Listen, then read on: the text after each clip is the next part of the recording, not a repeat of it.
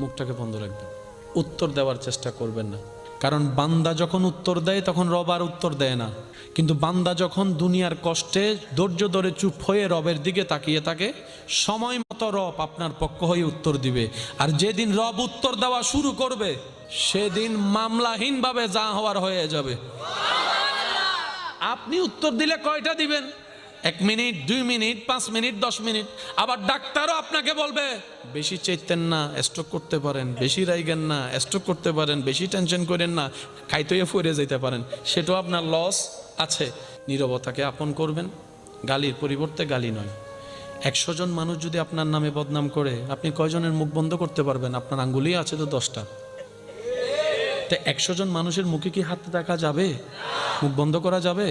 কত সিম্পল আল্লাহ একটা সলিউশন দিয়েছেন। রব বলে যে 10 জনের মুখে আঙ্গুল দেওয়ার দরকার নাই, তোর 2টা আঙ্গুল বাইর কর, কানের মধ্যে ঢুকিয়ে দে।